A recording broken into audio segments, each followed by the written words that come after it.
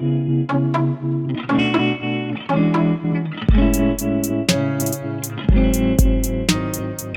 cuanto salgamos a la superficie y se pare, me planto y bajo de inmediato sin pensarlo dos veces, se dijo. Ya está bien con la broma. Llevaba días pensando en esa mañana, en que se levantaría temprano para desayunar sin prisas y luego iría dando un paseo a su aire y disfrutando de la perspectiva de echar sus dados como todo el mundo. Le gustaba ese ambiente festivo de civilidad y participación de los grandes días colectivos. Esa atmósfera de ilusionada incertidumbre que tanto había costado conseguir en paz. Se acordaba de sus años de juventud, de su mala cabeza, como decía su padre, en ese aspecto, y se regodeaba ahora satisfecho con que las cosas hubieran ido como habían ido y no como él hubiese querido, pese a las preocupadas cavilaciones a las que le llevaban en ese sentido los últimos acontecimientos. Parar, volvió a su inmediata realidad, tendrá que parar, por lo menos en la acera antes de salir a la calzada, aunque a ver si es capaz de no hacerlo ni en ese momento, receló también. Demasiado sabía ya cómo se las gastaba y qué consideración le merecían los demás. No tenía más remedio que ser precavido, que estar preparado tanto para defenderse de una personalidad que arramblaba con todo como para no dejarse tampoco engatusar. Ya le parecía estar oyendo la ristra de obsequiosas amabilidades de las que podía echar mano, que si no es ninguna molestia, que si faltaría más, que si eso y lo que haga falta. O bien, por el contrario, las marrullerías de que se podría valer para imponer su voluntad, que es lo que no le cabía ya duda alguna que se trataba. Que a su sí no hubiera un no o un depende, que a esto no hubiera un esto, otro, un vamos a ver. Además, bastante sabía él lo poco que costaba que alguien lo sedujera, lo fácilmente que se daba razones. Había bastado, poco antes que el hombretón dijera, no recordaba santo de qué, las palabras paguatos y pusilánimes, para que se lo ganara. Es verdad que luego lo había fastidiado todo diciendo joderse o jodido, o algo así, no recordaba ya. Se pirraba por las palabras, se desvivía por una palabra bien dicha, precisa, significativa, y cualquiera se la podía dar con el queso de unas palabras ingeniosas o certeras, poco usadas o simplemente bien puestas y sonoras. Pero lo que estaba en juego, eso sí tenía que recordar, lo que creía notar que estaba en juego era ya algo mucho más importante. Hay personas que si no se imponen a los demás, les parece que no son nadie. Solo son o parecen ser si los demás no son. Para ellos, ser es imponerse, arrollar, mantener que erre su opinión o su voluntad a toda costa y a machamartillo, eso, a machamartillo, qué bien dicho, el clavo remachado hasta el fondo, a golpetazos inapelables y sin contemplaciones de ningún tipo. Oír otros pareceres, otros matices o perspectivas, ampliar el campo de visión o contrastarlo, o bien hacer sencillamente caso a los hechos, en sí les saca de quicio. Antes morir que cambiar de opinión o apearse del burro, como decía su padre. Se empieza no dando nunca el brazo a torcer para cosas de poca monta, no reconociendo nunca una razón al otro, y se acaba por no reconocer al otro como tal y por considerarlo invisible, para empezar eliminable en el último extremo. Y a los últimos extremos se llega poco a poco, aunque puede que también se corrigió, no tan poco a poco. Por eso estaba tan preocupado de un tiempo a esta parte. Este fragmento, que uno, entre tanto, que tienen las 152 páginas escritas de este libro, por así decirlo, que no es una novela, son, en puridad diríamos que son 4 relatos, pero son 4 relatos que guardan una relación entre sí, aunque los personajes, salvo en algún caso, no pertenezcan de unos cuentos a otros.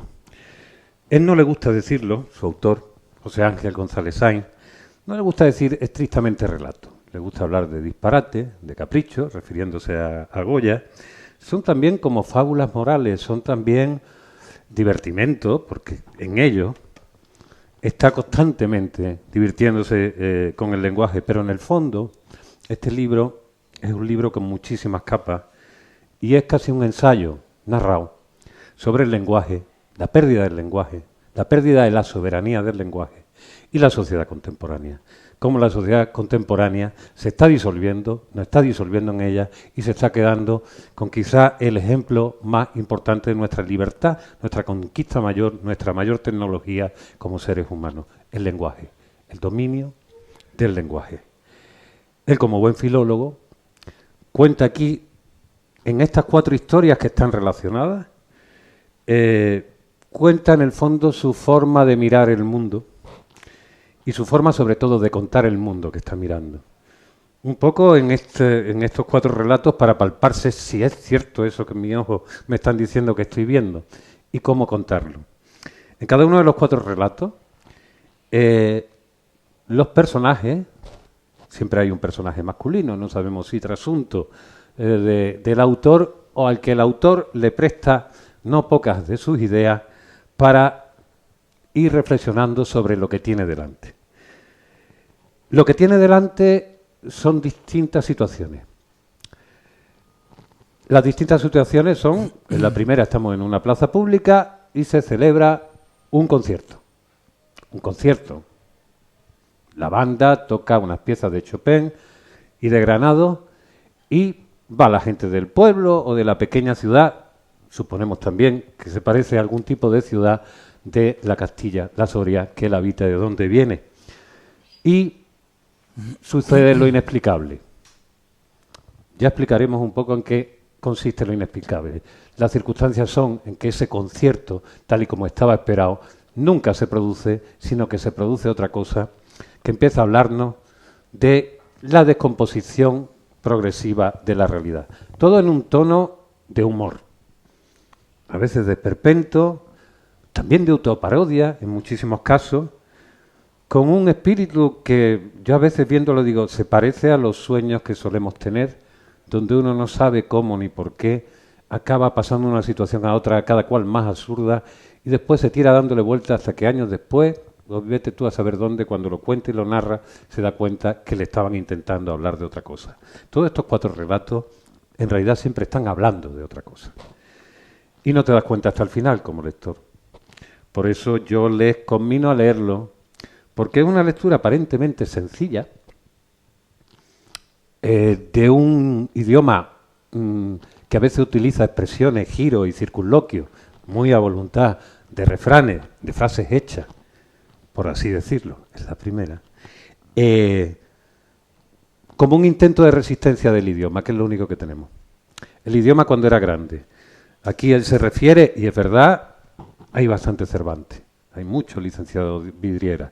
También tenemos el espíritu, ¿por qué no?, de Kafka, y de esas situaciones que le suceden a un ser corriente que se ve atrapado en algo que le supera, y que no se espera y que no sabe cómo interpretarlo.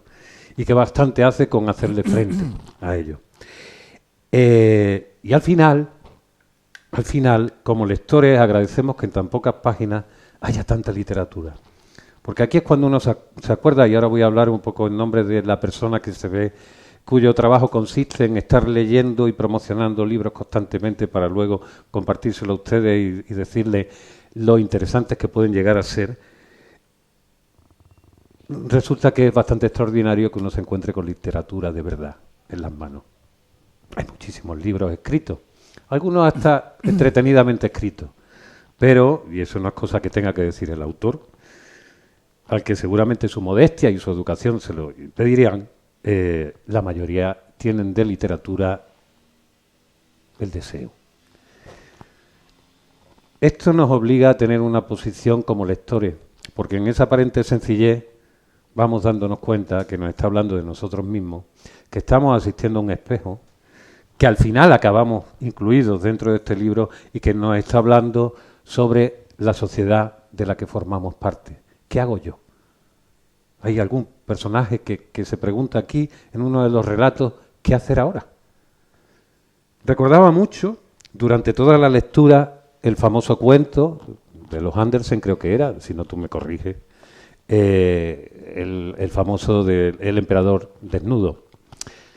Y como solo un niño es capaz de decir con toda su sencillez e ingenuidad, está desnudo. Pero hasta entonces todos han actuado porque ese rey orondo en pelota realmente tenía los armiños más ricos de toda la historia.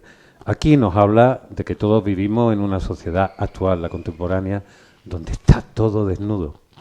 Y lo más terrible es que probablemente, como decíamos antes, ni la herramienta maravillosa que tenemos, que es el lenguaje, ya nos pueda servir, porque está seriamente contaminada. Quienes sean que se estén apropiando de ello, nos están devolviendo un lenguaje de usar y tirar, un lenguaje que dura lo mismo que dura la ropa que compramos en Zara o cualquier otra marca. Media temporada. Con 2 lavados, media temporada. Él por eso se aferra, es lo único que tiene, en el idioma que también conoce y que también cultiva, en las expresiones que llevan 400, 500 años viviendo en nuestra lengua y en la capacidad de hablar de hoy desde cualquier momento. A pesar del sentido del humor que tiene, es un libro que al final te interpela. ¿Qué es lo que tiene que hacer la literatura? Preguntarte, ¿quién eres? ¿Cómo no estás igual que cuando lo has leído? ¿Cómo no puedes marcar este libro? Que fíjense usted qué alegría para la persona que tiene que leer varios libros a la semana y comentarlos luego, cuando dices, ay, 150 páginas, Dios te bendiga. Que aunque ateo, de verdad, me convierto en profundo creyente.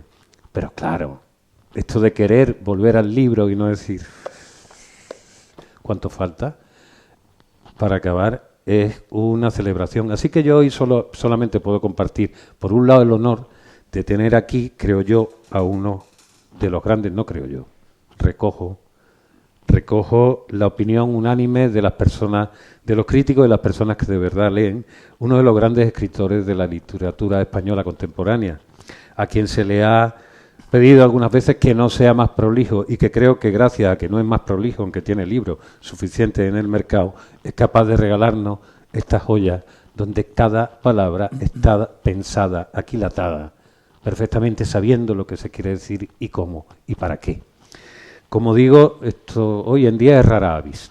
Antes se suponía que toda la literatura era así, y quien se atrevía a cruzar y a lanzarse a los mares de la literatura debía saber quiénes habían surcado antes los mares y no eran precisamente pelagatos. Hoy en día basta con que tu cuñado decida sacar un libro para que tú también, tu hija también, tu abuela también y el otro también. Estupendo. No seré yo quien diga que la gente no escriba.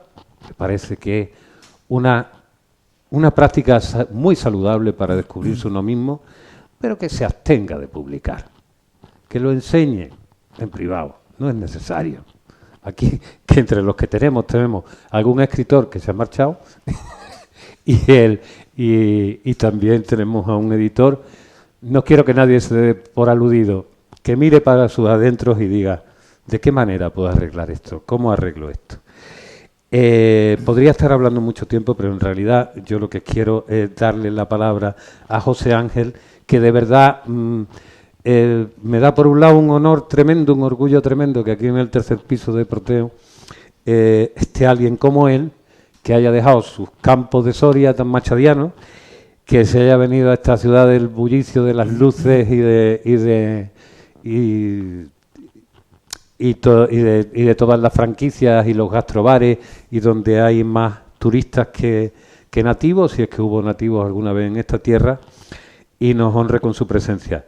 Lamento que hoy, por las fechas y tal, esto no esté lleno como debería. No esté tan lleno como las colas del sitio donde la gente va a echar los dados. No esté tan lleno como esa plaza atiborrada donde al principio se produce el acontecimiento musical, y probablemente estemos como en el último cuento viéndonos unos a otros, peces a humanos, humanos a peces, y quién sabe si lectores al final, para saber quiénes somos. Pero bueno, como esto está siendo grabado, tenemos también la posibilidad de que el tiempo escuche tus palabras y escuche por qué este autor, al que yo no había transitado como debería, y ahora me da un poco de vergüenza, pero que también me alegro de decir lo que me queda todavía de leer de José Ángel, pues esté aquí con nosotros. Así que te doy la bienvenida y también quiero empezar preguntándote el por así decirlo, como buen filólogo. Yo al final no recuerdo si esto es un circunloquio, una frase hecha, un modismo. Por ahí buscando encontré en internet, en un Webster, que se utilizaba antiguamente en un tiempo esa expresión por parte de la aristocracia para distinguir su habla, como sucedió en un tiempo, de la del vulgo. Y ese, por así decirlo, se utilizaba una especie de metáfora del lenguaje, digamos, vulgar, del que ellos se desprendían. De alguna manera, aquí me da la sensación, si eso también está, de que tú estás tomando aquí una postura política también con el lenguaje. A la hora de decir, por así decirlo, es mi lenguaje, es el lenguaje de los que nos estamos quedando ya sin lengua, sin lenguaje. No sé. Bueno, muchas gracias, Héctor, por tus palabras. Muchas gracias a la librería Proteo. Es un honor para mí estar aquí y poder conversar un ratito contigo. Después de lo que has dicho, claro, yo si fuera listo lo mejor que podría hacer es callarme y simplemente invitar a la lectura del libro. Me ha gustado muchísimo que empezaras leyendo unas páginas, que eso no lo suele hacer nadie, y además leyéndolas también, porque aparte de un buen lector y certero, como he visto en muchas apreciaciones, eres también un buen actor. Entonces da gusto leer, oír las páginas de un libro bien recitadas, ¿no? Y eso que acabas de subir las escaleras del Venía sin resuello. Por eso mismo. Entonces, muchas gracias. Has dicho tantas cosas que casi cada frase digo, bueno, voy a ver si respondo a esto, voy a ver si respondo a esto otro. Pero has dicho muchísimas cosas en tu presentación. Vamos a ver por dónde empiezo a responder. Has dicho lo del relato. Yo me he cuidado mucho en la contraportada, que es prácticamente mía, no toda, pero fundamentalmente sí. Me he guardado mucho de decir relatos. Efectivamente son relatos, es decir, son unas narraciones que tienen una extensión, pues bueno, que a veces es la extensión de una novela breve, ¿no? Por ejemplo, el primero y el segundo prácticamente son dos novelas breves, ¿no? Los otros dos finales, que están más concentrados y son de orden más existencial, yo los he pensado como una especie de paralelogramo, ¿no? Es decir, un cuadrado con dos líneas más largas y otras más estrechas, ¿no? Sí. Y entonces las dos partes creo que se equilibran, las dos segundas tienen una potencia existencial mayor, ¿no? Y las dos primeras tienen espero que tengan una potencia de descripción social o política mayor, ¿no? En las cuatro lo que abordo es mi tema de siempre, mi tema de pensamiento y mi tema literario, que es el nihilismo contemporáneo, que si os interesa técnicamente lo que es, pues podemos entrar a ello porque se perfila bastante bien, aunque luego hay muchos libros sobre el asunto, ¿no? Entonces, bueno, en principio el nihilismo contemporáneo es lo que se bautizó a partir de algunos autores y fundamentalmente a partir de los fragmentos póstumos de Nietzsche, ¿no? Como la desvaloración de todos los valores que hasta entonces eran los valores que guiaban al individuo y guiaban a las sociedades, ¿no? Pues Dios, la patria, la bondad, es decir, todas esas cosas, ¿no? Entonces el nihilismo es un proceso que probablemente empieza pues a finales del siglo XIX, por el cual todas las cosas que antes valían, todas las cosas que tutelaban nuestras elecciones, ¿no? Los caminos que había que seguir, uno podía seguir o no el camino correcto, pero si no seguía el camino correcto, pues sabía que se descarriaba, ¿no? Y los peligros del descarrío pues eran unos cuantos, por lo tanto, entre ellos pues vender tu alma, ¿no? O perder tu alma.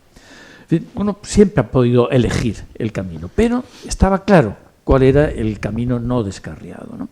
Entonces, hay un proceso que empieza a finales del siglo XIX. Nietzsche dijo que esto durará 2 siglos, por lo tanto estamos en pleno nihilismo todavía, en un nihilismo muy acelerado, pero el nihilismo al cabo, ¿no? Por el cual todas esas cosas que antes contaban, que eran las que más contaban, han dejado de contar, ¿no? Y es un proceso por el cual si lo que contaba ha dejado de contar, quiere decir que cualquier cosa puede contar igual que la otra. Claro. Que cualquier cosa es igual que la otra. En el extremo de eso, da igual matar a mi padre que no matarlo, da igual tirar un papel al suelo que no tirarlo, da igual escupirle al vecino que no escupirle, porque como todo da igual, no hay nada correcto, ¿no? Depende de cómo se vea, depende para quién, depende en qué momento, ¿no?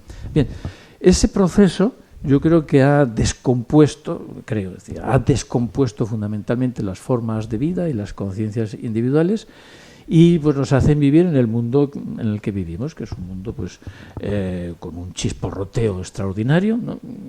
Es decir, lo que comentábamos antes, nadie que llegue a Málaga en este momento y vea pues la belleza de la ciudad, lo bien que vive, las tiendas, los bares, la gente joven, bueno, esto es magnífico, ¿eh? La primera impresión es que vivimos en el mejor de los mundos, ¿no? Luego, pues vas a ver esas personas que están tomando una cerveza y demás. Nosotros en Soria tenemos una escuela de español para extranjeros y nos vienen algunos colleges americanos de donde vienen muchas de las pautas que estúpidamente en Europa las hemos cogido como si fueran lo mejor, ¿no? Cuando lo mejor había salido siempre de Europa con sus marchas adelante y marchas atrás, ¿no? Y entonces pues te vienen las fichas de los alumnos y dices, la mitad de los alumnos de 20 o 21 años, ricos, guapos, extraordinarios, que tienen la oportunidad de viajar a Europa a los 20 años, ¿no? Están medicados. Tienen necesidad de pastillas para vencer sus estados de ánimos. A los 20 años, guapos, ricos, jóvenes, ¿no? Madre mía, ¿qué pasa aquí? Bueno, pues están pasando cosas muy graves, ¿no? Están pasando cosas muy graves y, sin embargo, todo parece extraordinario, ¿no? Bueno, pues entre las cosas graves que están pasando, pues es el vaciado de las instituciones fundamentales. El vaciado de las instituciones democráticas. Democracia es una palabra que se puede usar para cualquier cosa, pero si nos atenemos a lo que verdaderamente es, ¿no? Pues se está produciendo un vaciado a marchas forzadas en este país y en otros países. El vaciado de la institución del lenguaje como modo de compartir visiones distintas, de dialogar, de deliberar, de debatir, ¿no? De debatir con algunas de los ingredientes ingenuos pero fundamentales de todo verdadero debate, que es la buena fe en el uso de las palabras. Como decía Platón en la carta séptima, ¿no? Que es una carta extraordinaria, que en realidad no se sabe muy bien si es de Platón, pero es una carta que a mí me parece uno de los grandes textos de la historia de nuestra civilización, ¿no? Entonces, él decía, bueno, que el lenguaje son 5 cosas, 4 más 1, ¿no? Y entonces esas 4 cosas, que son las imágenes, las palabras, la sintaxis y el nous, ¿no? El conocimiento que eso ha producido, y una quinta cosa, que no la dice. Entonces, bueno, esas 4 cosas tienen que chocar entre sí en los debates hechos con buena fe y con ausencia de envidia. Eso que puede parecer ingenuo, ¿qué ingenuo es eso? Pues es que es fundamental, ¿no? El lado contrario a esos debates hechos con buena fe, es decir, sabiendo que empleamos con las palabras no para engañarte yo a ti, ni tú a mí, ni yo a las personas que están escuchando o que escucharán, ¿no? Sino que vamos a tratar de utilizar las palabras para entendernos y para afrontar la inmensa complejidad que tienen las cosas humanas. Claro. Inmensa complejidad, no simplicidad de las cosas humanas. Las cosas humanas son complejas y por eso la literatura es fundamental y existirá siempre, a no ser que nos quieran hacer pensar que las cosas son inmensamente simples. Y entonces se trata de que alguien está oprimido y el otro oprime. Bueno, eso es mucho más complicado, ¿no? Como decía Solzhenitsyn, la línea de demarcación entre el bien y el mal pasa por el corazón humano de cada uno. Por el corazón humano de cada uno, ¿no? Bien, entonces, he puesto inciso tras inciso, como, vamos a ver si cerramos alguno. Entonces, pues bueno, en esa historia del nihilismo hay una cosa fundamental, que es que Nietzsche anticipó, que dice, ya no hay, como diagnóstico, habría que traducir por no va a haber, no va a haber hechos en sí. Lo único que hay, podríamos leer, relato, que va a hecho. haber es relato, Claro. es interpretación. Y claro, ¿y quién se lleva el gato al agua del relato y de la interpretación? El que tiene la voluntad de poder más fuerte. Y voluntad de poder se puede leer de muchas formas. Manuel Barrios, el catedrático de Sevilla, lo ha leído como voluntad de amar. La voluntad de poder como amor. El que tiene esa voluntad de poder como amor es extraordinario, porque interpretará y relatará siempre de la mejor forma, ¿no? Pero si la voluntad de poder es la voluntad de poder, del poder del poderoso, del que aparece en la portada con la espada y la corona, ¿no? Del que está en cada momento en el poder,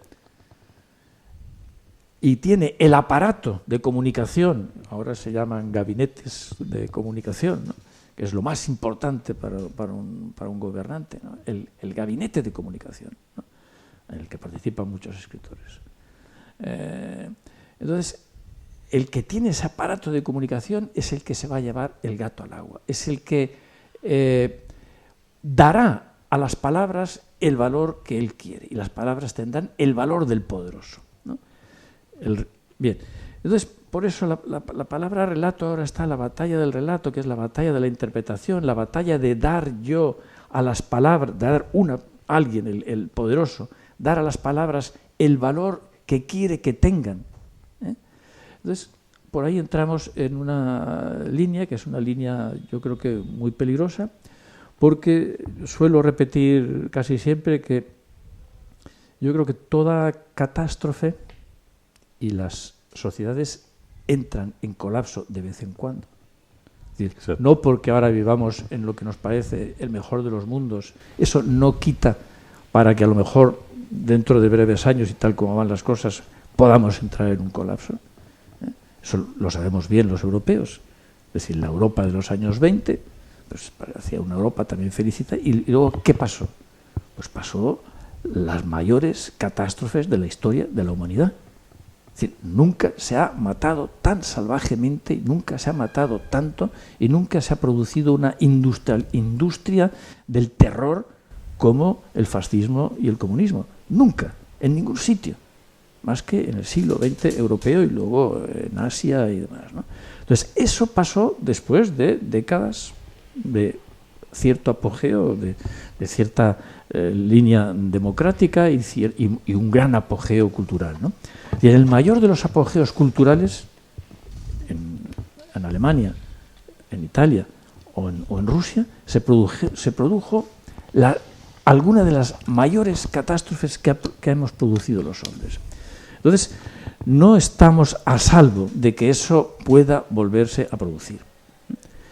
Hay libros extraordinarios en cualquier librería como esta, extraordinarios, que nos tendrían que poner ya en guardia para siempre de cómo se produjeron esas grandes catástrofes. Parecía que durante algunos años lo habíamos aprendido. Parecía. Y sin embargo ahora cualquier olfateador preocupado, porque hay que estar preocupado, es decir, y si los que nos dedicamos a la escritura un poco seria y tal no nos preocupamos, pues a mí a veces me dicen que usted está siempre preocupado, es mi oficio, yo tengo un buen sentido del humor y lo utilizo muchas veces, pero estoy inmensamente preocupado. Es decir, tengo hijos y tengo un cierto amor por la historia de la humanidad y me parece que los hombres somos lo peor pero también lo mejor, ¿no? Yo soy muy machadiano y Machado no tenía la menor confianza en el ser humano, ¿no? ¿Cómo era aquello? El hombre, a quien el hambre de la codicia acucia, ¿no?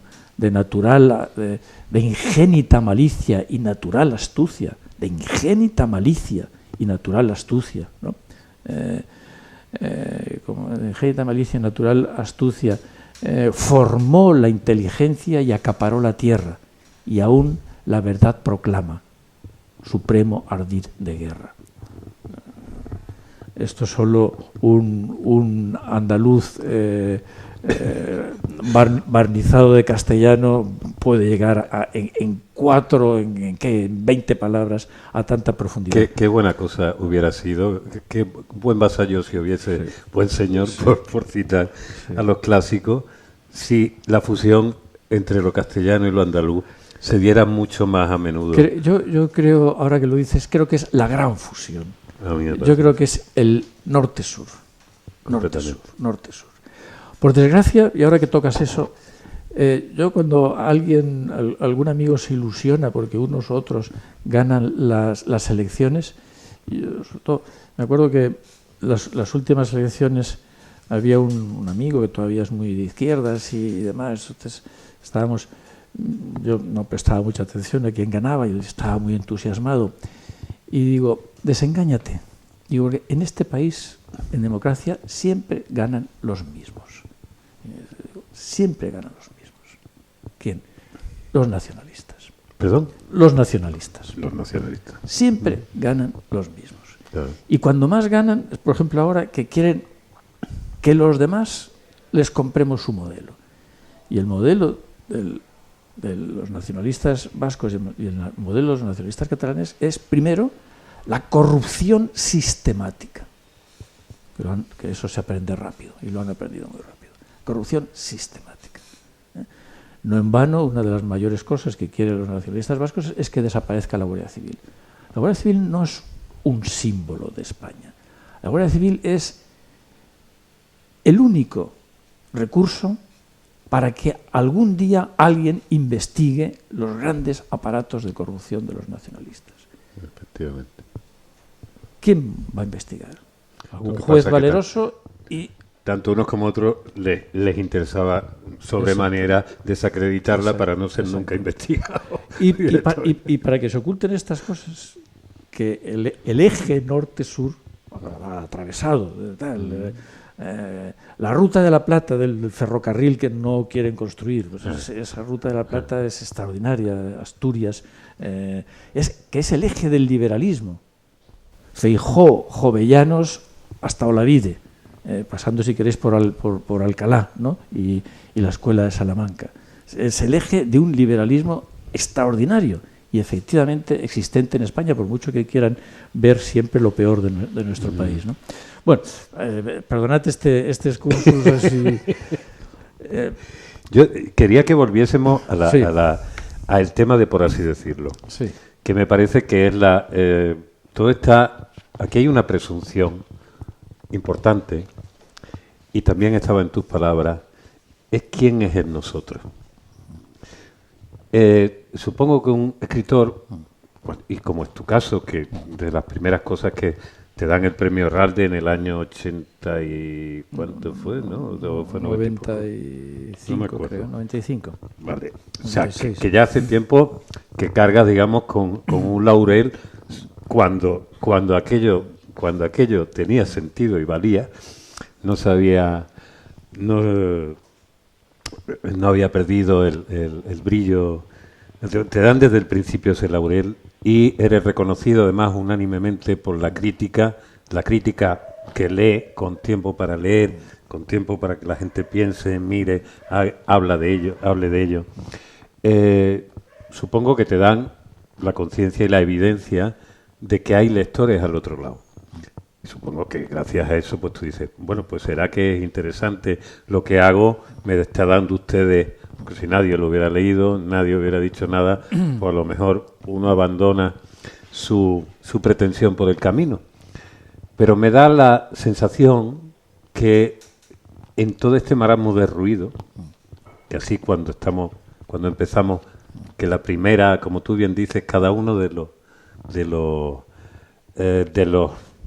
las partes de ese cuadrilátero, ese paralelepípedo de cuatro lados que forma esta historia, para darte cuenta que encima hay una cosa numérica dentro del libro que dice, a ver qué me está queriendo contar además este hombre. Estoy haciendo muchas posiciones, me doy cuenta que me estoy apareciendo. Te contagias. Me contagio. No, es que ¿sabes? La alegría que me da, porque a mí siempre me ha gustado razonar arborescentemente, que creo que es una manera natural. no tengo esa capacidad de... y entonces cuando veo a alguien que es un maestro en ello y que lo hace encima bien, digo, por Dios, se puede. También entiendo que no haya capacidad de mantener y seguir el hilo de este tío que me estaba queriendo decir. Bueno, a lo que voy, por así decirlo. Por así decirlo, digamos que ya es una llamada al lector para decir, quiero que usted entienda hacia dónde les quiero traer. Y exactamente ese, por así decirlo, a dónde los quería llevar. Bueno, vamos a ver. Primero, el título es por así decirlo, no por así decir. Y eso es interesante. Vale, es decir, lo importante es el lo. Que ahí se quieren decir algunas cosas. Claro. Ahí se quieren decir algunas cosas en el modo de decir de la literatura, ¿no? Es decir, que la literatura aborde las mismas cosas que puede abordar la filosofía o la sociología o el arte, ¿no? Pero de otra forma, ¿no? Entonces, yo tenía conciencia de que bueno, el libro podía resultar, digamos, sorprendente, ¿no? Sobre todo porque, digamos, que el lector que había leído mi libro anterior, que es La vida pequeña, pues se esperaba el segundo volumen de la vida pequeña, que yo me he anticipado diciendo que estos son 3 porque tenía mucho material y tal, ¿no? Y entonces, pues bueno, cuando se esperaba eso, el cuerpo o el espíritu o la mezcla o lo que sea, a mí me pedía otra cosa, ¿no? Y me pedía otra cosa. Y me pedía sobre todo otra cosa porque estaba un poco como cansado de la falta de imaginación de cierta corriente actual. Es decir, me parece todo lícito y cada uno hace lo que puede y lo que quiere y a lo mejor con aquello con lo que piensa que puede tener mayor éxito y cada uno ve el éxito de una forma. El éxito para mí es tener, pues, lectores suficientes que puedan apreciar lo que yo hago y estar mínimamente contento con mi trabajo, que lo estoy pocas veces. O sea, yo no daría nunca un libro al editor porque es que me parece que siempre se puede hacer mejor, ¿no? Por eso publico muchas veces espaciando mucho de un libro a otro, ¿no? Ahora a lo mejor ya de mayor menos. Pero a ver si vuelvo a lo anterior. Entonces, bueno, siempre había tenido, como has mencionado antes, el premio Real de Un mundo desesperado. El mundo desesperado está en el origen de esta, es la misma línea, ¿no? Entonces hay una línea ahí de una ficción, a veces una ficción excesiva, que siempre tiene que ver, pues, con las figuras de una conciencia un poco desdichada y un poco, si quieres, caprichosa, ¿no? Y entonces digo, no, ahora, dado que hay un exceso de autoficción, de diarística, de contar lo que hago cada día, que eso tiene extremos muy, vamos a decir, vistosos de una forma irónica. No sé si habéis leído a este noruego, que nunca me acuerdo del nombre, Knausgård, ¿no? Entonces, claro, que son un montón de libros. Entonces este hombre te cuenta lo que hace cada día. Pero lo que hace cada día es decir que si tiene que limpiar el lavabo de su casa, dice, cojo la lejía y cojo el cubo también, cojo una bayeta para secar y una bayeta para no sé qué. Empiezo por el grifo, le doy al grifo, luego vuelvo le doy después a la bañera. Y al cabo de 7 páginas ha acabado de limpiar el lavabo, ¿no? Y luego dice, voy al supermercado y cojo un paquete de no sé qué y otro paquete de no sé cuántos. Y al cabo de 7 páginas más ha llenado la cesta. Y entonces dices, bueno, ¿qué hago yo leyendo esto, ¿no? ¿Qué hace este hombre escribiendo eso? Las respuestas son muy claras. Yo me leí el primer volumen y lo leí entero. Yo, ¿no? Quiero ver esto de qué se trata. Y digo, ¿pero cómo he podido yo leer esto? ¿No? Porque además me lo he leído y con cierto gusto. Entonces, claro, esas son la magia de la literatura, de todo tipo de literatura y la magia del lenguaje. Es Es decir, que uno puede leer la lista del supermercado si te lo cuentan con un cierto ritmo y con una cierta gracia. No tiene que ver. Pero es la lista del supermercado. Y no tiene que ver con que un espacio seguro, que de manera en la que probablemente, que tú lo pongas, no seamos conscientes. Cuando alguien logra de verdad construir un espacio de palabras, sea con las intenciones y con los niveles, uno está yendo, lengua materna, uno está yendo a un regazo donde ahí por lo menos hay una cierta seguridad, porque me da la sensación, cuando tú cuentas la sociedad, las dos partes primeras del relato. El primero, estamos asistiendo a un concierto público que acaba como acaba. No sé. Por cierto, ¿qué palabra habría que utilizar en vez de spoiler? Porque tú también... No, yo digo siempre, yo procuro no utilizar nunca palabras de speak English, de estos. Yo le llamo el gilipolling, ¿no? Porque, por ejemplo, cuando abre una tienda y le llaman Enjoy Café, pues yo no voy a... Tú ya sabes que allí ni Enjoy ni nada. No, es decir, que nos hemos vuelto tontos, ¿no? Sí. Es decir, y nos hemos vuelto tontos teniendo, pues probablemente la segunda lengua más importante del mundo, y una lengua con una potencia cultural y expresiva absolutamente extraordinaria, ¿no? Recuerdo... Nietzsche decía alguna vez, es que yo tengo que escribir en esta lengua, que es una cosa farragosa y demás. Pues nosotros no tenemos una lengua farragosa, tenemos una lengua con una capacidad expresiva muy extraordinaria. prístina, es verdad. Sí, yo suelo decir muchas veces que cuando estoy enfadado, y estoy muchas veces enfadado y demás, se me pasa siempre, cojo un diccionario, si es posible, si estoy en casa, el Covarrubias, y me leo una voz del Covarrubias o del diccionario de autoridades. Y se me pasa todo. Entonces, digo, es una capacidad expresiva lo que hay en nuestra lengua que es extraordinario. Pero se me pasa, hacer la prueba. Coger una voz cualquiera, ¿no? Bueno, hay que saber latín y demás, pero aunque no sepamos mucho. Pero no lo bajéis de internet, por favor. Es, bueno, lo que Cervantes dice, la felicidad expresiva. Es un término maravilloso, porque no es la certeza, pero es la certeza y la maravilla de la expresión. Es la precisión y la maravilla juntos, ¿no?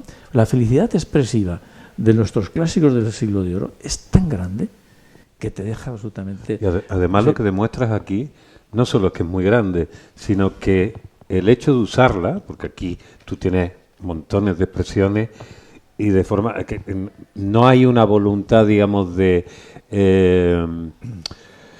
hacerlo a la maniera antigua, sino decir, es que todo esto sigue tan vigente, y usted, que a lo mejor no use esta palabra hace mucho tiempo, la va a entender, y esto es lenguaje absolutamente contemporáneo, eterno, universal. O sea, aquí no hay nada que a los 10 días de leer el libro empiece a oler a pescado podrido. Yo busco... A pescado podrido, que rebusco, aquí fíjate. Busco por todo, es decir... Procuro estar muy atento al lenguaje popular y coloquial, sobre todo de quien habla bien, sobre todo de las personas mayores, ¿no? Que cada vez se van encontrando menos. Procuro recordar lo bien que se hablaba en mi familia, mi abuelo mejor que mis padres mejor que yo. Aquí está la figura del padre en algunos casos. Claro, yo con la figura del padre tengo un gran problema porque lo estoy conociendo ahora, 20 y tantos años después de su muerte. Digo, que es cuando se puede conocer a los padres, creo. Bueno, entonces tengo ahí un asunto con él, ¿no? Está más vivo en mí ahora que antes. Pero bueno, escuchar el lenguaje de los muertos, el lenguaje de la gente que todavía sabe hablar, el lenguaje de los clásicos, e inventar palabras. Es decir, yo manejo trato de poner palabras de lenguaje coloquial, palabras cultas, entonces crearme un lenguaje propio, una prosa. ¿Y te gustan mucho los juegos de palabras? Siempre lo dicen. Mucho. Tus personajes también les gustan los juegos de palabras. Los dos personajes que tenemos con nombre y apellido, que son los dos primeros sociales, o sea, dentro, digamos, del ámbito social. Después pasamos al ámbito íntimo, en las dos partes.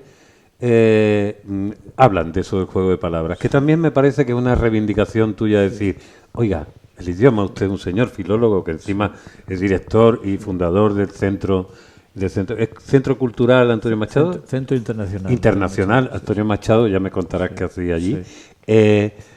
Supongo que enseñas el idioma, Pero tú, en todo eso, dices, el idioma es un lugar gozoso.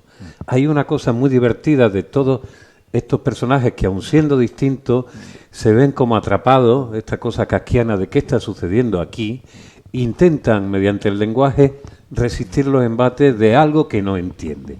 Y todos hacen más o menos lo mismo. Están, por así decirlo, intentando descubrir, y en ese juego invitas por un lado al lector que se sonríe constantemente, aunque en el fondo lo que acabe contándole es terrible porque es un retrato tan fidedigno de la sociedad haciendo una alegoría simbólica, que de pronto dice, oye, es que esto es esto, donde se ve la metáfora, al principio sabes muy bien, pero al final dice, que lo que me está contando, lo que me está contando es esto, y es terrorífico, pero a la vez, como defensor del idioma, como escritor que piensa en el lector, él está diciendo, entra y zambúllete, diviértete en el mejor sentido.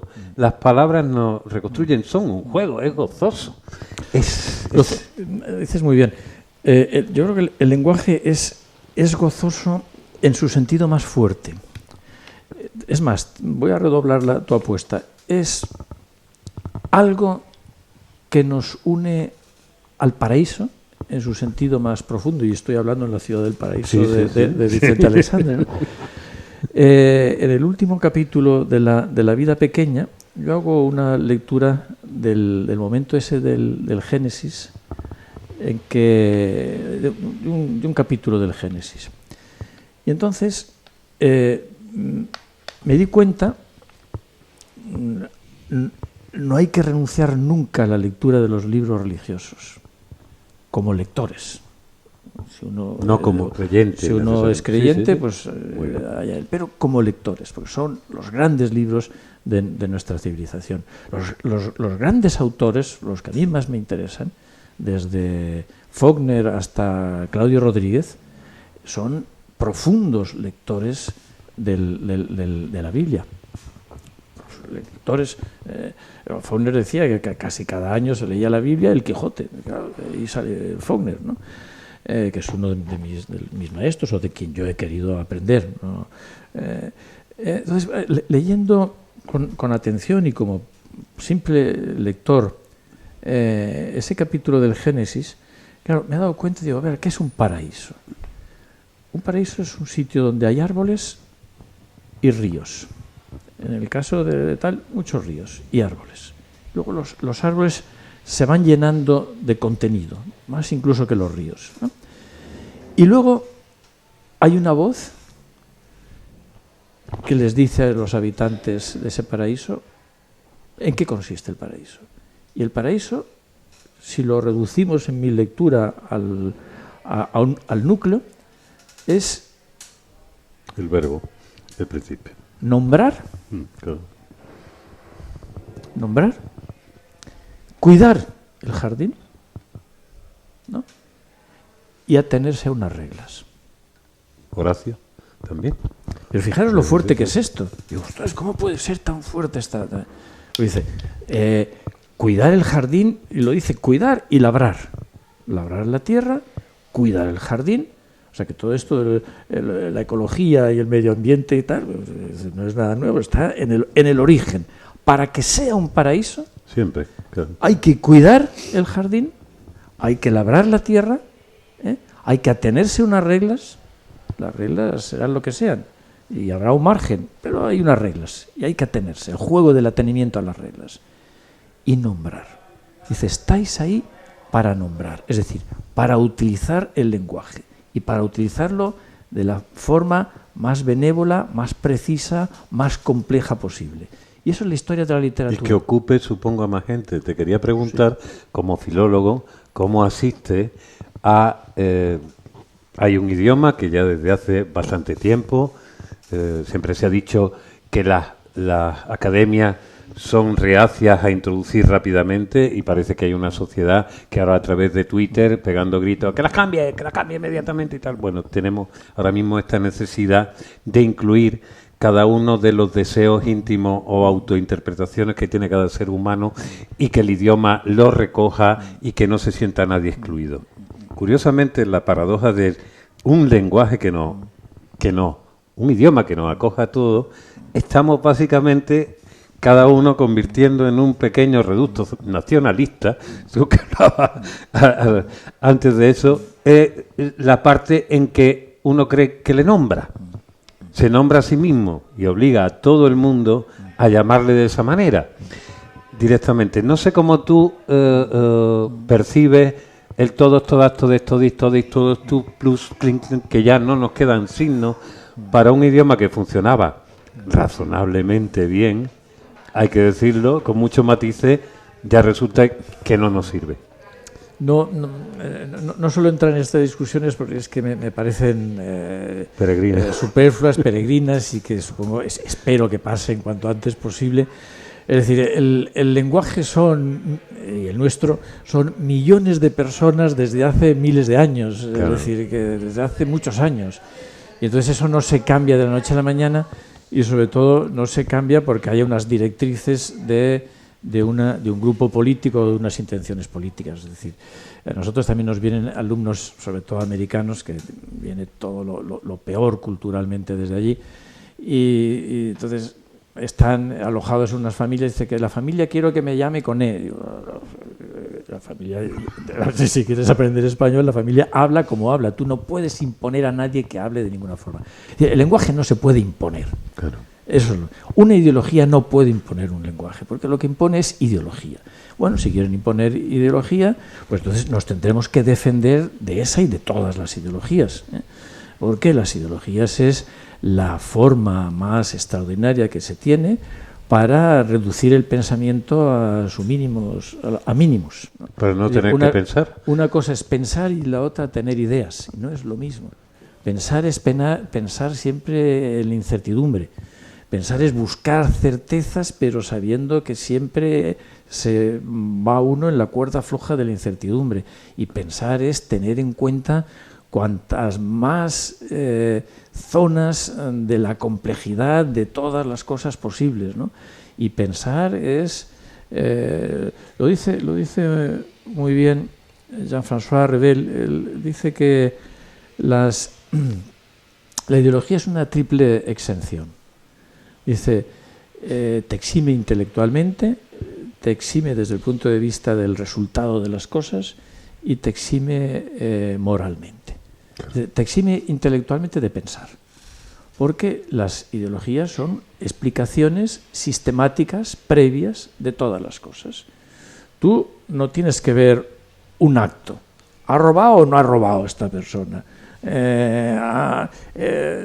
Porque si tú eres de la ideología de esa persona, pues ya sabes que le das razón, tú coges lo que confirma tus presupuestos o tus creencias o tus perjuicios, y lo que no se ajusta, pues lo ladeas, lo metes debajo de la alfombra, lo ignoras, no lo comentas, cierras un ojo, tú mismo no te enteras ni quieres enterarte y solo te coges lo que confirma tu ideología.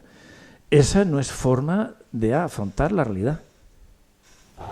Yo entiendo que la vida pequeña es una búsqueda de lo real, ¿eh?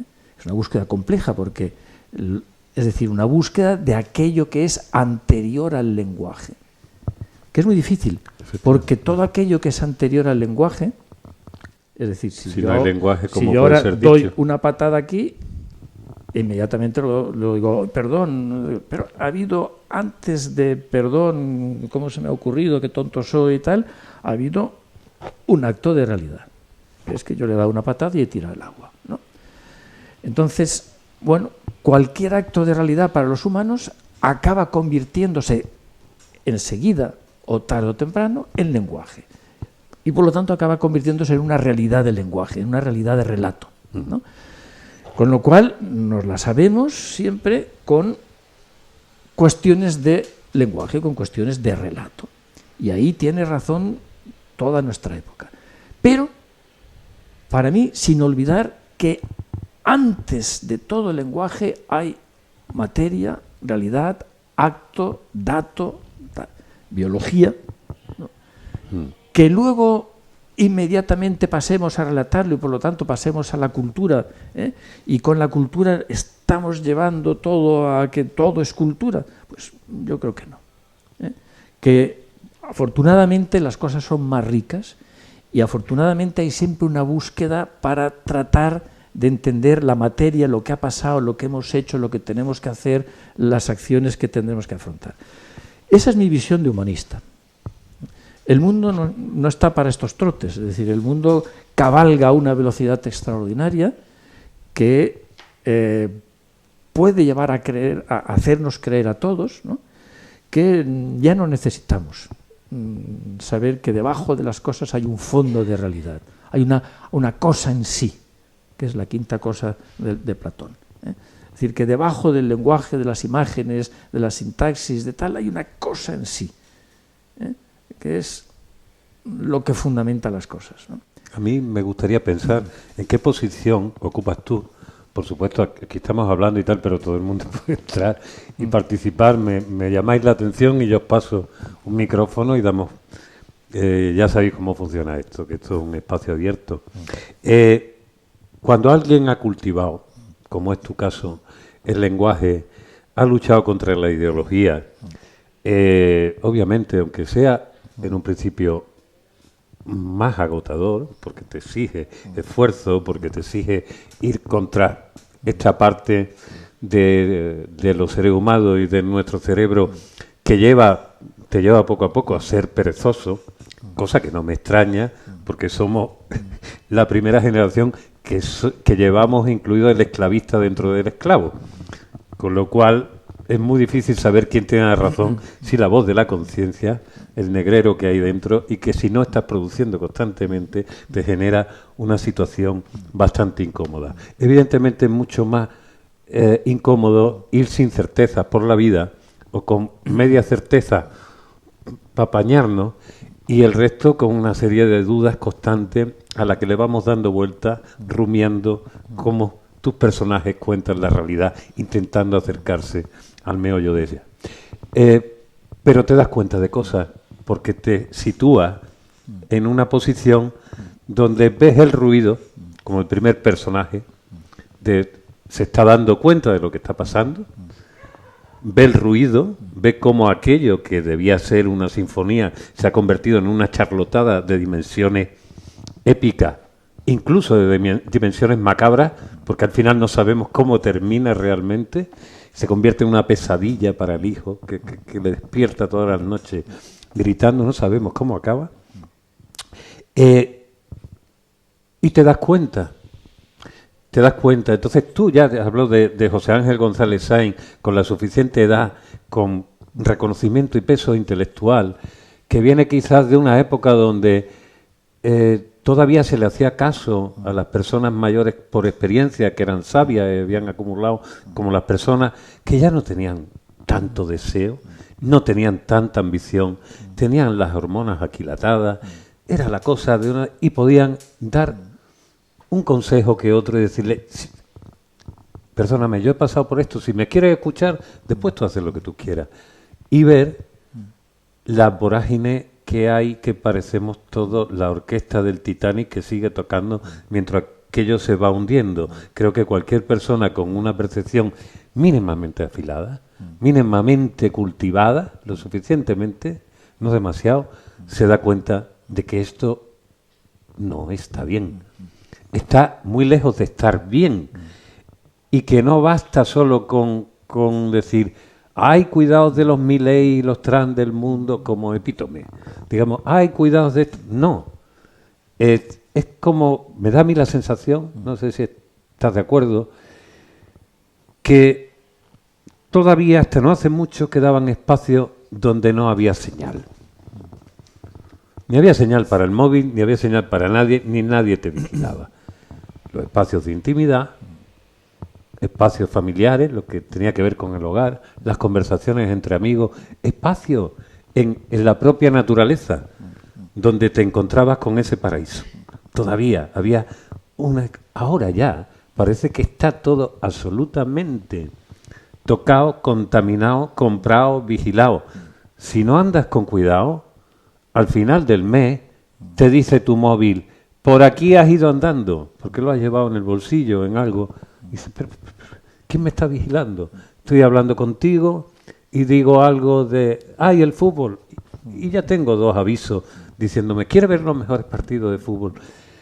Esta cosa tan gran hermano, tan orwelliana, pero de una manera, digamos, menos evidente que Orwell.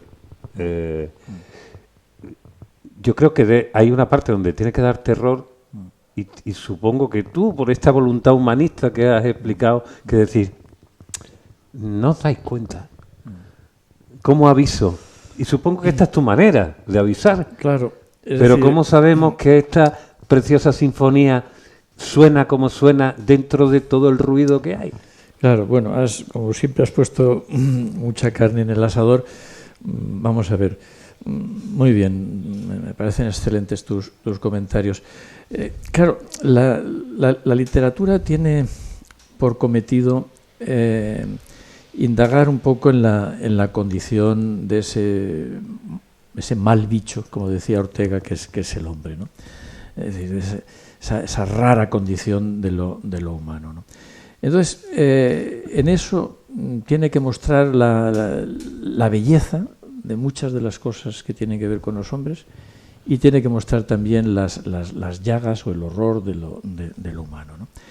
Y entre otras cosas, el escritor que se precie de tal, o por lo menos que se precie de una cierta tradición y de literatura consistente, o de literatura, a mí me ha gustado llamarla muchas veces, de literatura fuerte, ¿no? Frente a la literatura débil, como hubo un pensamiento débil. A mí me ha gustado hablar de literatura de enjundia, literatura de fuste, literatura consistente, ¿no?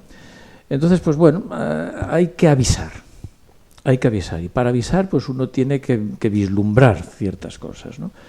Y bueno, no es difícil vislumbrar porque los procedimientos humanos hay una historia, ¿no? Y no hay que ir muy atrás, basta ver el siglo XX, ¿no?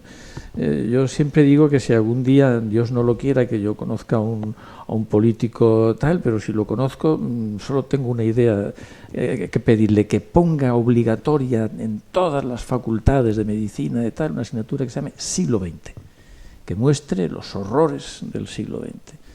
Las guerras civiles, las colonizaciones, el comunismo y el fascismo, para no repetir eso.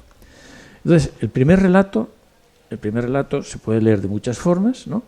Pero asistimos a la ascensión de un tirano. Claro.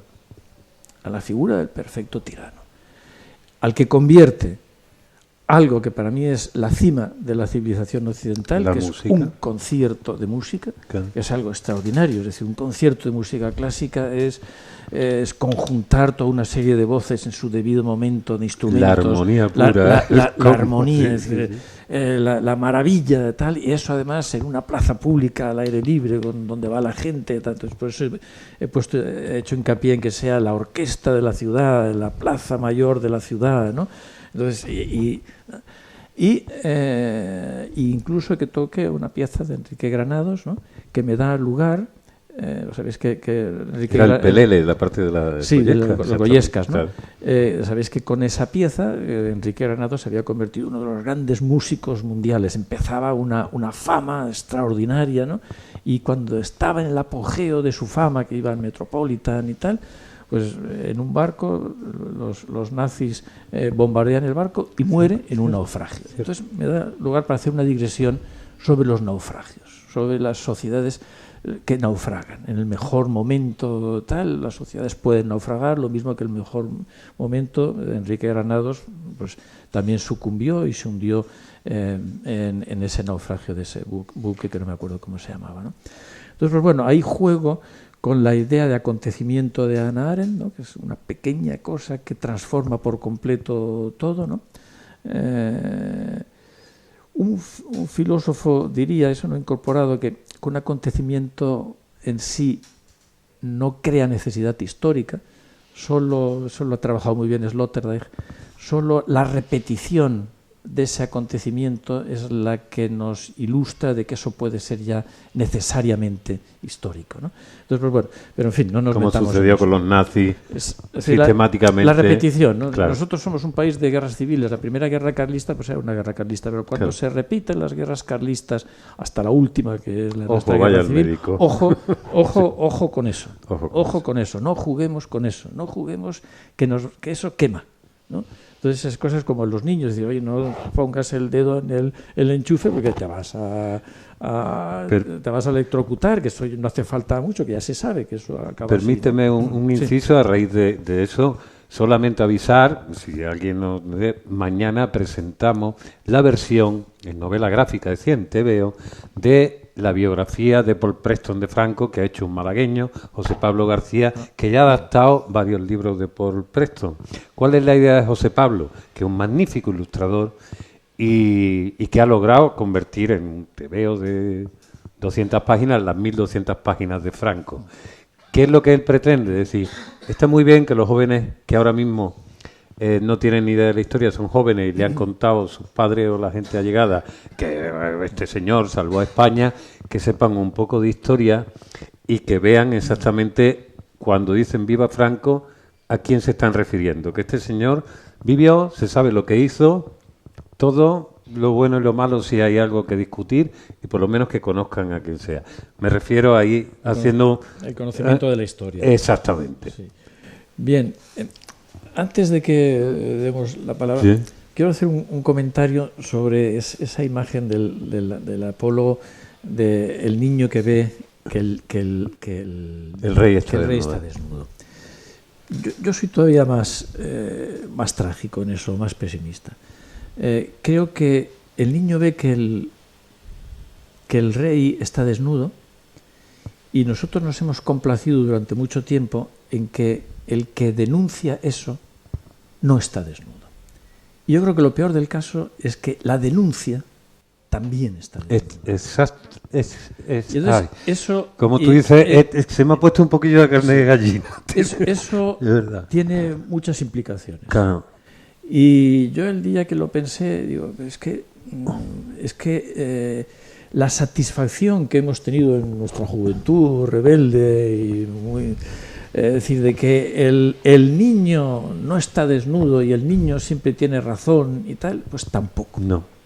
Tampoco. Es que ahora el niño no lo diría porque estaría con el móvil jugando. Ahora no vería, no lo diría. Ahora ni siquiera vería que el rey está desnudo. No. Y bueno, entonces, bueno, el desarrollo de nuestras sociedades será lo que sea. Yo a veces tengo cierta... cuando me da por pensar bien, claro, los avances tecnológicos son tales que probablemente con el 20% de la población ya se hacen las cosas. Y el resto puede ser superfluo. Esa es la realidad. Eso, sabemos que somos superfluos. Eso puede traer graves implicaciones según cómo se organicen las sociedades. Porque, bueno, pues pero si conocemos la historia, vamos, si conocemos, uno nunca conoce la historia ni conoce nada, ¿no? Uno trata de conocer, uno trata de entender algo. Eso es importante. No perder nunca, y eso es lo que tenía que hacer los sistemas educativos que no cumplen para nada con lo que está encomendado. A mí cuando me dicen, bueno, eso se resuelve con la educación, digo, madre mía de mi vida. Pues ¿de dónde nos vienen ahora las modas culturales y tal? De las universidades. Claro. Las universidades son las primeras que no han cumplido con su deber. Las primeras en donde el humanismo ha hecho agua. Y eso hay que decirlo. Y ojo con pensar que la educación lo arregla todo, o lo estropea. Y últimamente yo creo que están estropeando. Entonces, el gusanillo humanista hay que mantenerlo siempre vivo. El gusanillo humanista es querer saber, querer a ver si me entero, querer ver, querer tener los ojos abiertos, querer ver con un nuevo dato a ver si lo que yo he pensado hasta ahora se mantiene o no se mantiene, querer ampliar el abanico de la complejidad. Eso es el gusanillo humanista. Aunque la evidencia de lo que vayas descubriendo te impida dormir y conciliar el sueño. Sí, pero Con esas consecuencias tenemos que... Orwell lo decía muy bien, ver lo que tenemos delante, yo añadiría delante de las narices, es muy difícil. Absolutamente. Ver la evidencia es muy difícil. Y lo hemos comprobado todos. Pero mira lo que tienes ahí delante, ¿qué ves? ¿No? Eso es lo mejor que se puede hacer con un niño o con cualquier persona. A ver, ¿qué veo ahí? ¿No? A ver, ¿qué leo en esta página? ¿Qué veo en este cuadro? ¿Qué veo sentado en un café o en un bar ante mí? ¿Qué veo? No qué mi ideología o las imágenes que tengo dentro hacen que yo vea, sino qué veo de verdad, ¿no? Despojándome de telarañas ideológicas y de imágenes, ¿no? ¿Qué veo? Porque ver lo que se tiene delante es sumamente difícil. Y nos estamos desacostumbrando a ello. ¿Por qué? Porque es que, claro, es decir, cuando te pones a pensar, es decir, las personas de nuestra generación, ¿cuántas miles de horas han pasado recibiendo publicidad y recibiendo propaganda y recibiendo imágenes? Todo el tiempo. Y los niños, y los niños de las últimas generaciones, ¿qué porcentaje de tiempo han pasado viendo imágenes, recibiendo publicidades? Claro, una publicidad te ríes, y yo no veo nunca la televisión, cuando veo algo pues me fijo en la publicidad y me quedo completamente estupefacto, y entonces me fijo en el lenguaje y en las imágenes y tal. Pero la mayor parte de la gente no hace eso, sino que traga imágenes continuamente. Que eso no modifique las percepciones es un sueño pensar, ¿no? Es un hermoso sueño pensar que nuestra conciencia es extraordinaria y que toda esa cantidad inmensa de mensajes no nos perturban y no nos modifican y no nos formatean y construyen.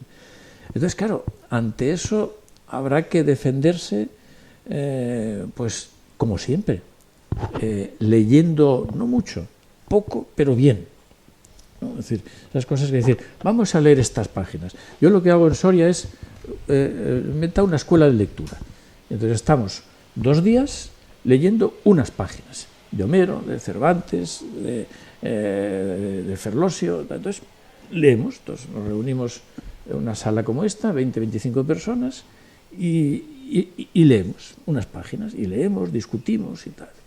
Y bueno, yo creo que aprender a leer, pero aprender a leer, es decir, ahí van desde especialistas hasta personas jubiladas y tal, y se establece un diálogo. Entonces aprendemos a mirar lo que hay en un texto, porque en los grandes textos hay muchas cosas, y muchas cosas que nos dicen algo para nuestra vida, porque yo ahí soy muy clásico en el sentido de la filosofía antigua. Yo creo que ha habido un gran pase de la filosofía antigua a la filosofía teorética, que creo que ahí hemos perdido el timón. Pero se está volviendo, se está regresando. Afortunadamente se está volviendo, ¿no? Sí. A coger a los clásicos. El éxito de la vida pequeña yo creo que va también por ahí. Es decir, ¿qué hace la filosofía antigua? La filosofía antigua se basa en pocos pilares.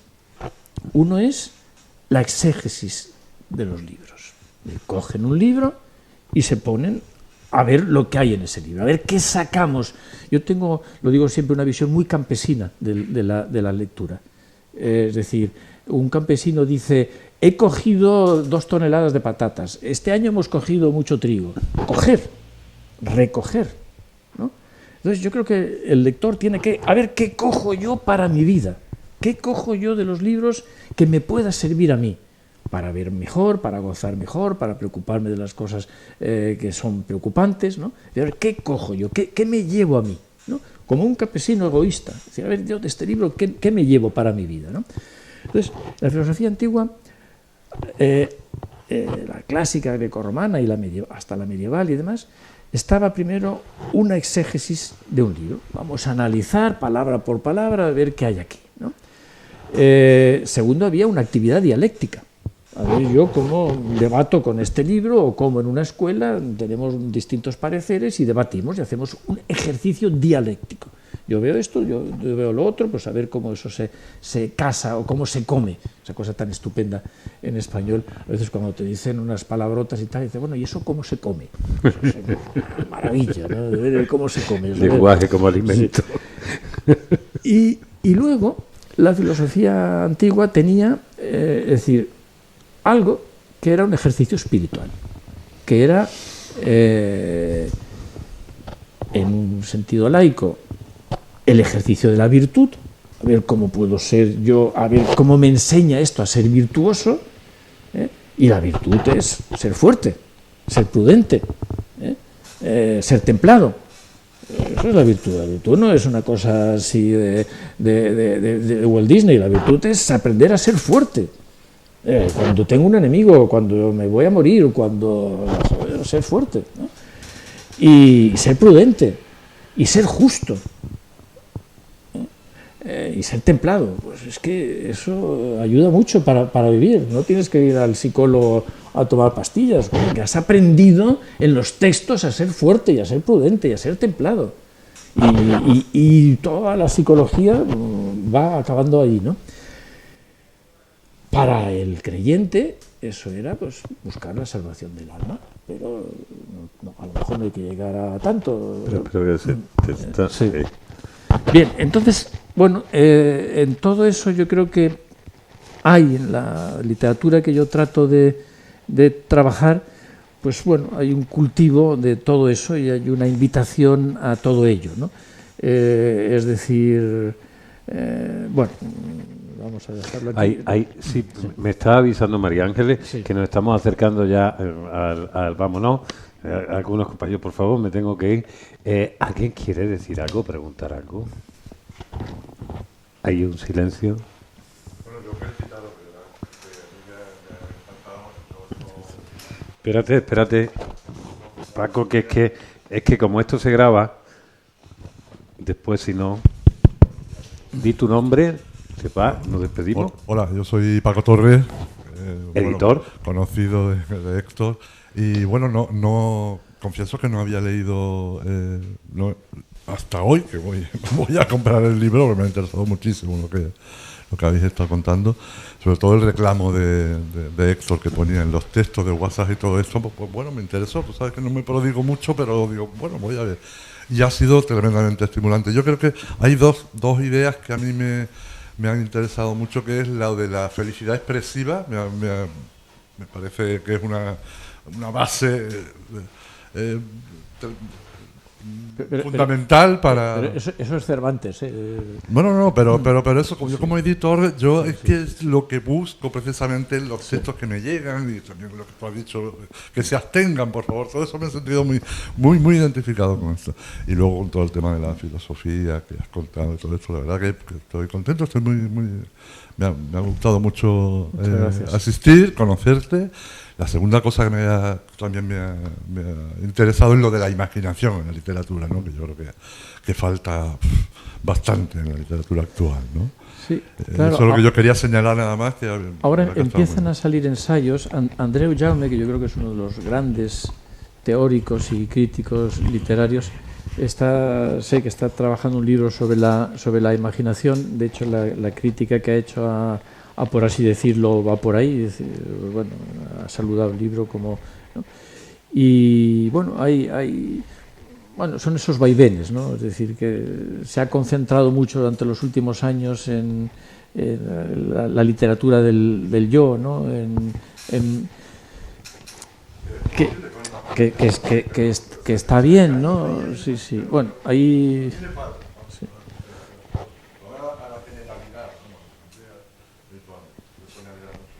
Muchas gracias.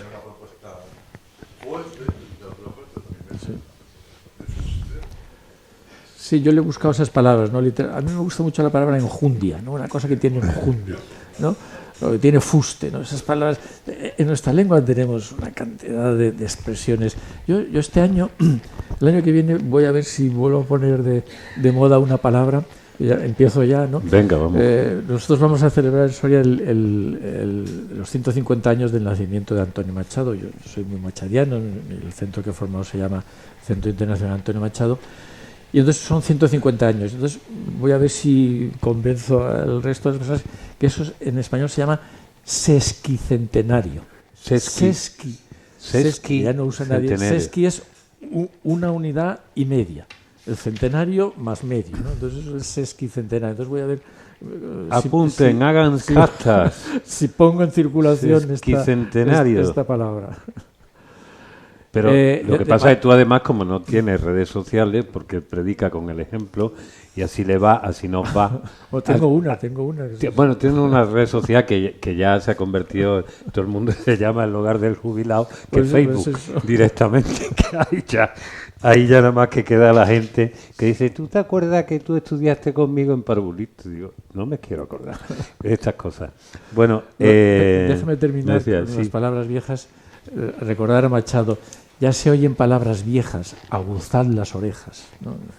Las palabras que han expresado mucho durante un tiempo, pues hombre, pues vamos a recogerlas, ¿no? No hay por qué perder lo bueno, lo expresivo. Y además esa cosa fantástica, supongo que a ti te sucedería la primera vez que viajaste a Sudamérica, darte cuenta que allí la gente más humilde, incluso gente que es analfabeta o casi, mantiene el idioma con una riqueza, con una maravilla, que tú dices, después se degollarán a la hora de la borrachera. Pero con qué amabilidad, con qué dulzura, y eso, cuidan la lengua como si de verdad, de una manera que nosotros que la llevamos allí. Yo recuerdo la primera vez que fui a Nueva York, cogí un taxi en el aeropuerto y el taxista era de Cali. Entonces hablaba continuamente todo el viaje, insultando a unos a otros por la ventanilla y demás, y hablando todo el rato, pero hablaba, yo me quedé, pero ¿cómo puede hablar tan bien una persona, la primera persona que veo en Nueva York, que habla un español, pero bueno, decía arrecho y tal, eso desde mi abuelo no lo había oído yo, ¿no? Un lenguaje tan... Y le dije, pero usted acaba de llegar de tal. Y dice, no, yo llevo aquí 40 años. Pero con un lenguaje extraordinario. Voy hablo con el Bedel, donde tenía que dar la conferencia, y una persona de El Salvador, también mayor, con un español absolutamente extraordinario. Digo, ¿qué vengo yo aquí a hablar, no? Si lo que tengo que venir aquí a Nueva York es a escuchar mi lengua, ¿no? Porque es extraordinario, ¿no? De ver la capacidad. Nosotros hemos perdido más. Perdido más y bueno, no sé tanto por qué. Modelo vulgar al final hace mella. No nos podemos extender más. Yo tengo que darte las gracias, que no sé cómo hacerlo, porque de verdad es honor. Muchas veces decimos estas cosas por pura chambelanías, pero en este caso es real, es como una celebración. Me hubiera gustado, pero son las fechas que son. Esto comer como si no hubiera un mañana, y yo digo, pero si es que va a haber un mañana, un pasado, un otro, va a haber 3 semanas donde ustedes no van a parar de tener comidas familiares con amigos y de empresas, y van a acabar como Sancho Panza en la barataria, ahito de lo que no alimenta. Aquí las palabras y las dudas, las preguntas nos alimentan. Esta es literatura de la buena. Llévense el libro, es un buen consejo. No, el otro que tenemos aquí, que es Los ojos que no ven, me lo llevo yo a casa. Lo siento mucho, pídanlo, que aquí nos traen los libros, y regálenlo. Si tienen a alguien que se lo van a agradecer. Y ahora les voy a pedir, por favor, un aplauso lo más cálido que ustedes puedan a José Ángel González Sainz. Muchísimas gracias.